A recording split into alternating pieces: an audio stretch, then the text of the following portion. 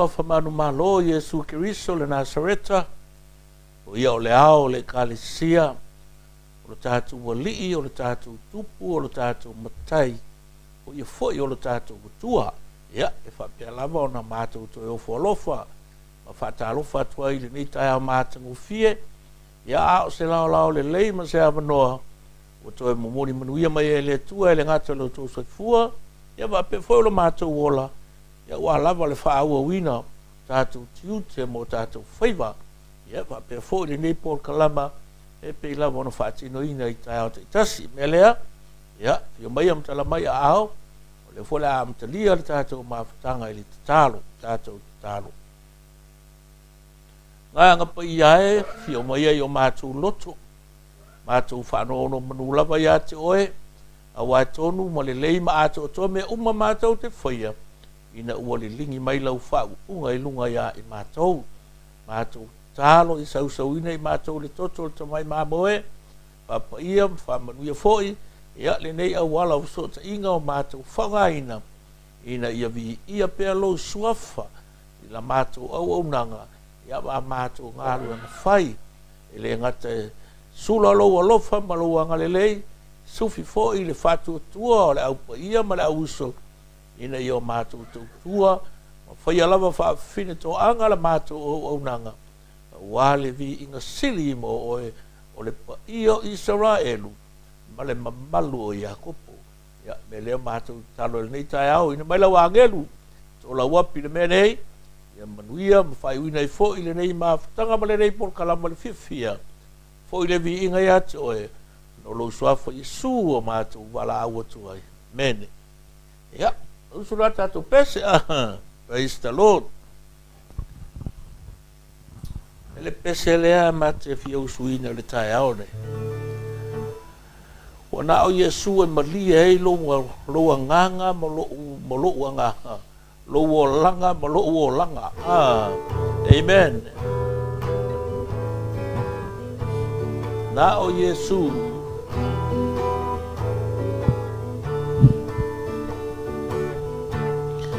Na o Yesu.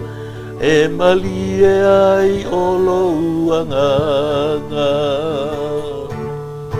E tau mawhaile nei lalolangi. E whaamali e ilo anganga. Te whiua sa ili le lalolangi. Uma e le mani ai o si ola. E le ao ngā le tama ainga. Pe a whai e o mai le unga. Na o Yesu e malie ai o loa nganga. Na o Yesu e malie ai o loa nganga. Ma loa nganga wana o ia lava. E lelei ai loa lang. Ma loa langa. Lona file muna te fo ia tu. Santa Maleol na o Yesu e malia uanganga. A fai e te maua le mamalu male oa. Ma mea uma ole nei lalolangi.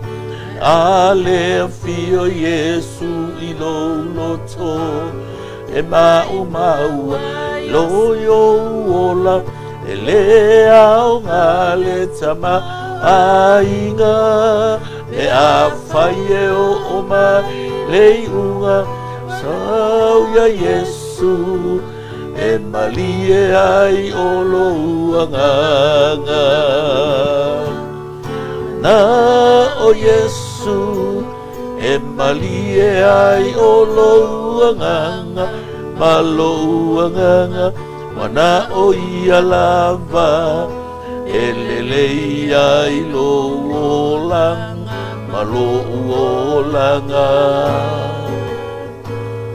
file muna te foa I atu Lona lona sanga male ola Na o Yesu E malie ai o lo uanganga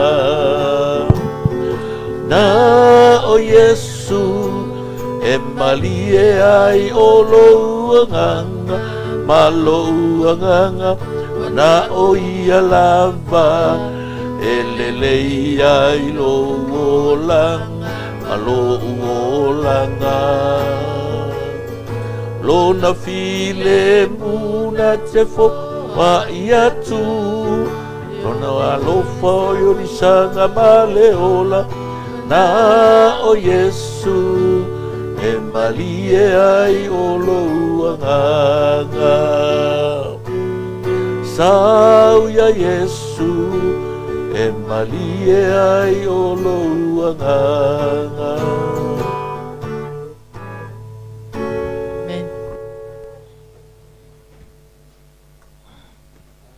Ia. So tele tangata wala tau whaia le tau tinonga lea. Ia mao lea nganga moni lava lea. Io e o lea le tele o mea tātou te whaia I le nei o langa. A le se anoa Yesu e le ma whaiona ato toa ona le lei mea tātou te whaia. Ia pe wala nei tai hao. Matango fie ma au le lei o le nei aso. E vi ia I lava lona suafa. Amen? Ia. E tonu ai sa moa se aso mana ia le aso ana nafi. Ia e maisi alo tātou nei tūlangi sa whamanatu ina ai ma sa uninga ia patipatia le alofa le alii I le soifua o ta maa le ngata I te tonu o le atunu ma le ainga.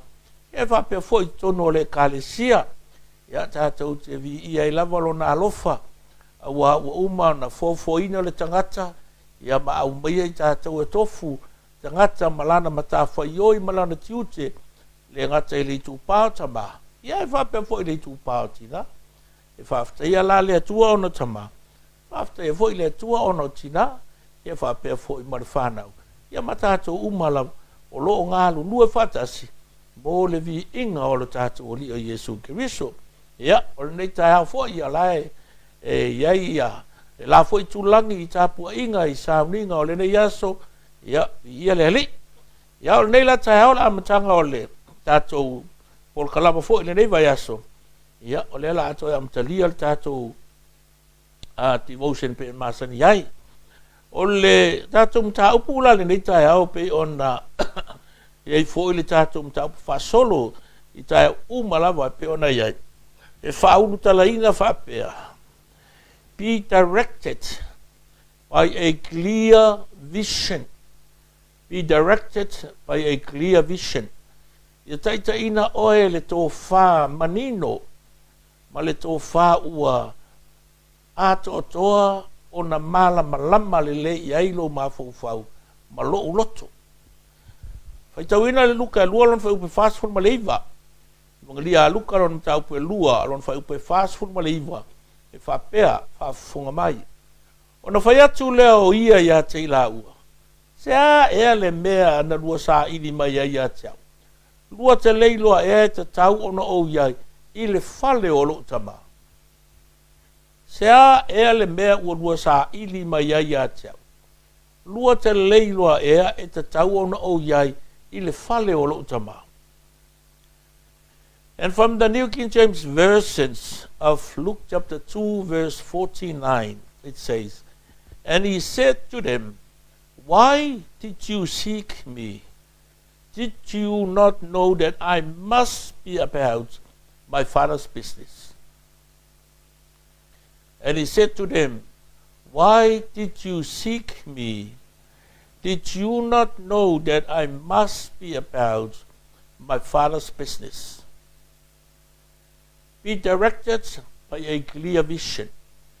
Ia taita ina oe e le tō whā u manino ma mala malama le lei. Tō whā mamao. So se mea lawa te whaia le lalolangi nene. O le usuru ngā ruenga pe ngā yeltai ao nei. O lo walu le lotu i le asa.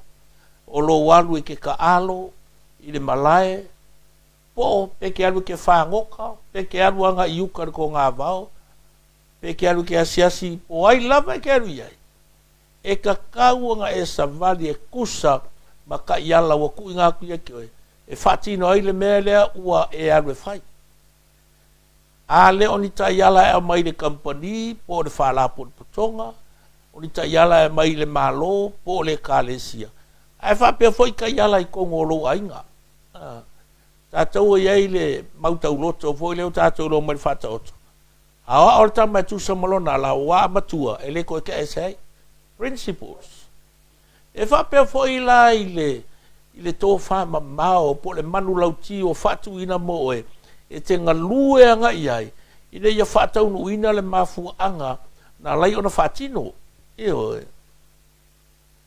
e te tau ona e savali ma le mala malama le lei e te tau foi ona e tau tala ma le mala malama i le mafu anga e pei o le atunu o Samoa e lei se me ki songa kaukala i pea whapea e le oe kaunga e kaukala a olo ina no nofo le sau whainga matai tono le nuu e le ma whainga oso kwarkau le lea langar whakau o launga o le i kua ai o kau le lea le me pisa pisa o mai ai o kua le me leire kango ava ia makula i me kau ku le ava ma folfola le ava si i mai le lau ko kongu apa fafango ma le solo aru wapenga a makai e i loa fo le makai le kangaka e kaunga ngofo le kala loa fo le makai e kaunga launga o le winga le tala ia manino le lei tātou i mea ua wala uina i tātou ia e alu fo i ma le mauti noa o le ale mafuanga e te alu a fonga la tātou le i le tani le antali atu o Yesu o Yesu e ngale upule ma kau kia le kari lea alae kai mimo a mua o Yesu ai kali Yesu i le sa ili nga Josefa Maria ua fo i la ko e o Nazareta ai su e koe le o Yesu i le sorole wai ko ake le aka ngaka feu e su e o nga koe fo i mai le wai fe mai e ua pongi sa le mea e le maua Yesu ko su e mai ai maua aku Yesu o lai ko kongu o le malu o lai filo i ko kongu i kalangoanga ko inga la was kaulanga o le was kaulanga sili o lai fai ala ko kalkalanga i le kusi ka ai wo ngale mose ele ngaka o le kengese kau i le tau no me o kusi o kula fongo me o penga makala anga pero feka la kalkalanga ya kula le wo kau okela ia lo makua ia Maria o ve merkala Maria pe ai ko fai ko ke le no e ari o ma o molokam o fio sa i o ma popoli wa ku vale o maro su e ku o e ke le o yai i le me ka o ye vai la me o fai ya me mo o ke al morkinga nga fa penga o maka ko maku se fa o kala le kalinga sa mai se ale me o lua sa i di mai ia te lua te leilo e te tau ono o yai i le fale o lo tama very understanding wa i mangingo le leile mafo fo Yesu i le tō whama mao sau mga ia mangingo le leila nga mele fai kari sa o Yesu o le mafua anga lea na ousa wai ia pe alango fai la usulu ngā luenga le tae ao e ke lea wanu ke ka whao e ke lea wanu o ngau sau manga o porea e ke alu o ngau wa e mangingo le lei i le mafua anga. You know the reason why. You get up early in the morning and go to work. E ke mala pape nga foi lo sau le loku. E ke alu le loku por sau nginga o fe aua ke alu le mala malama. And that is the first principle for fulfilling personal vision, is that you must have a clear guiding purpose for your life. O le urua ita yala lava le nā e ta tauanga ia te oe ia te au. Ina ia mawhai o na whātaunu uina le tō whama mau o le wa au maia i te tono tātou loto. E whātaunu uina ai le mafu angana wala uina i tātou i o langa ne. Ia mala malama le leilo mafu whaumolo loto i lau mele whai. Aua ke arupongi sā. Aua ke whai a whaaleilonga le mea. po fe ta fe a ye ye oe I maku sau ke sa masifo po fe lava le ku ngu po le ale ngo fuanga ke ye ia e mangingo lele I le mafu anga linga e faia le mere au lava ngi e faia ngo se manga o se si au ngi e faia o ngi ka inga au ngi e faia o ngi meua ko singa e lo loko ia faia e tusa ma le faasino manga le atua ale ngang pa ia vai lu kala ka ku be directed by a clear vision, and that is a very excellent challenge for us this morning. Amakanga nge vayaso e va pe for nge masinga o le ale mea le te faia o feke ye ko fe sili o kusa male tau fama mau o ta oto kusa la ngalu nga e fai male mele wa e alu ye male fasingo manga o lau au nanga o matu me nga ringa o fai me yo portfolio kusi le pepa ku mai me o job description o lau mele fai o le mele ke ngakai o le me foi le ke o ye don't go beyond awe ke sopo fu le me ele fai e fai awe ke kau kala fu le ke me le kau nga kau kala awe ke ngofo fu ngofo ele o le ngofo nga kau nga ngofo el manga ia karia a Yesu I kai mi mo mu o lona soifua malona o langa ai lai mala malamba lona loto malona mafau fau ia na mea lai fai we vai e me kwai kilia specific I mea uma o le kele yo isi mea na fa fela vei le mafau fau o tatu wali fa ola ai sa makwa ku maulava I lona vala auina ele ngata o lana au nanga o lana fe au na sau mana ia o le winga o lana misiona na fa sau mai ia nga motivate tai longa loko I mea umanga ke fai every time pe ai kus po ia e sau no le tatu wali e tau tala I le tala le lei o le malo le atua every time he spoke about the goodness and the gospel of the kingdom of God I say Langan mea ngaling sau. Mea nana ringa liu tangata. Ia koe whatu langa o e mau. I to tonu o le ainga o le atua. Mai le mea no tātou o ese mai ai talu mai. Ia le fōwhanga ina ua pa ule ulu e tangata. O lona maliu la ma lona tōtu na malingi lona toto. E whamamaina o e whamamaina au. Whasaoloto tātou. Ia ma whaolaina o tātou banganga. Ina ia ma whai. Ona tā whātau nu uina.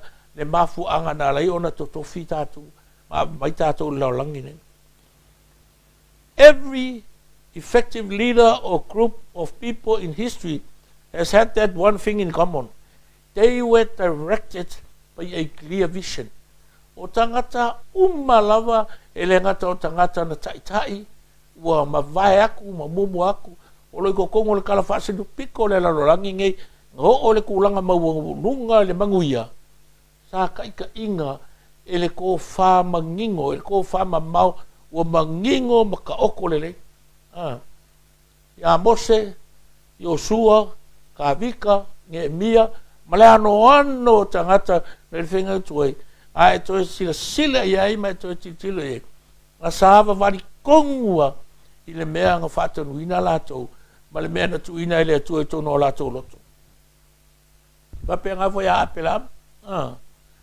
wa ole aka mua le fa ku ile tu nga ave le tu ya apela o lo vision there you are going to take your offspring there to Canaan o lo to fa ma na ia fa sino ya apela mo ile me alu nga ya nga keri ka ua ia ile ngore hu nga keri ka ua ia ile me ai fa sa vali ile me o ke fa singo aku ya ke nga lo ale sko inga I lungo le taita ina ma le whaasino manga ale anga pa ia o le atua.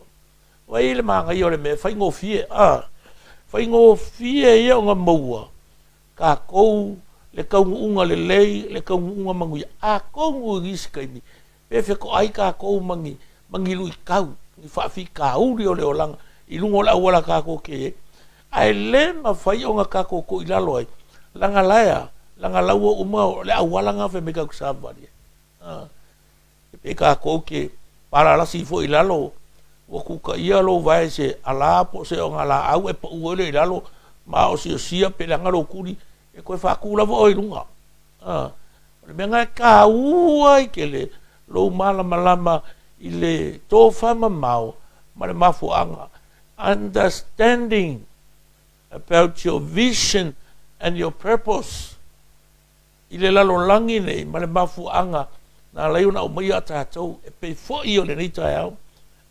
Purpose is when you know and understand what you were born to accomplish. That is purpose.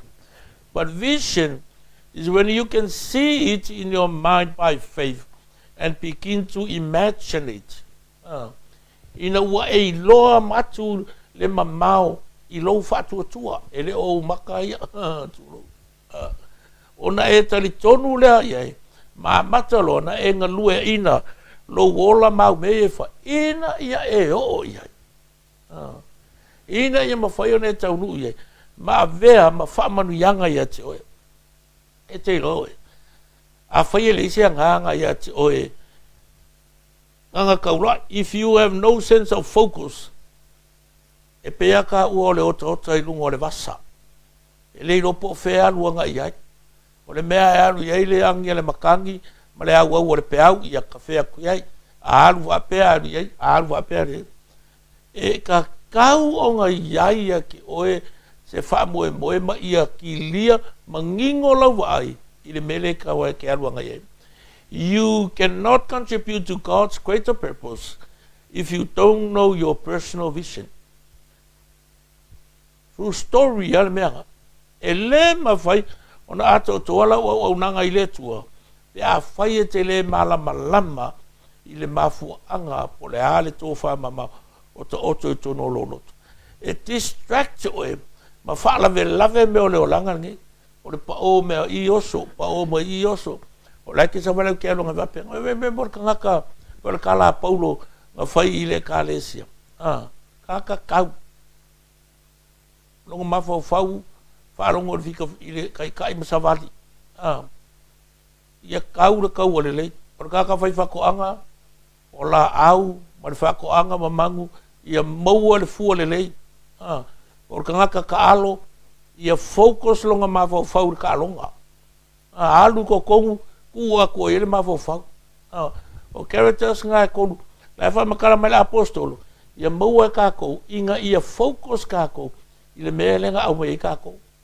vai le mang ngai ia le kali Yesu nga fa yonga maku ele fa pela nga fuea nga makua i kausia mai ku ule le ona matua ma o le le makala ngoa ia a le mea sili ma le ka ua le e fa manatu mo tatou le tai au nei ia mangingo lo mafau fau i le mafu anga ringa e fa ia le mea ma le mea o ke al pong sa o ke fa ia fa le longa mea o mea nga ringa pa ye ka ko fiu ka ko ma un ka ko la nga le o mangingo ka ko mafau fau i le mea nga vala winga i ka ko pe ngo fe au wala lu ka inga au wala fa longo solo isi maisi focus lau vai kau la i lau vai yor kala le e peru suma lua vai sa o i le tua o i o le fa ato toanga o le tatou fa tua. Having a clear guiding purpose will enable you to stay on track when you are tempted to be distracted by lesser or non-essential things of this life. Amen. O ina e mawhai e ona ato toa le whataunu winga o le wala au o le atua i lo wolanga. Remember, the first principle of fulfilling personal vision is that you must have a clear guiding purpose for your life. Ia manatua o le lua i ta iala lava mo le whataunu winga o lauto whama mao. Ia manino lau wa ai i le whasino manga le atua a le lona nganga pa ia te oe le me te savali ai le tae ao le awa uli le afiafi o ina foi e afu ai le nganga to anga le nganga fino finau malenganga tau vivi i so se fe au mo so se tiute man tuaina ua savali mai Abraham mai uro i kaletaia e aluanga i le nuu na whaasino atu i le tua e le i koe wheke peka pā i lava Abraham na alu saoa ma tau nuu le nuu na whaasino atu i le ri e man tua la kene se sfundua mo mova e o fai upe lima pe a wha pe e te toi fia sila ato toa i ai i le nganga o le mau ni tai au be directed by a clear vision ia taita ina oe e le tō whama mau ua malama lama ma manino lele i lo mawhau man tuar tari Yesu se a ea le mea lua te sa ili mai ea te lua te leilo ea e te tau ono o iai le whale o lo tama manga ia e kari whapenga o nā le mea e ringa e sau fua e suea o leo ke whainga luenga e ka kau o ngau whainga luenga ai awar kuri a kua e kia whainga ai laku aru ka whao e si mea ai laku aru e ka aise si mea le ai a o le mea la whai kua e kia rue whai mea nga kusa pe ki ngā pe whainga ka pe lenga ngā kai langolango au kia kua alu pe whai le mea nga ia e wha malosi ia e o sai ma ia e loko kele a wāre kaungu unga e le ngaka e vi ia le sua whaleri e wha manuia i le atu e atu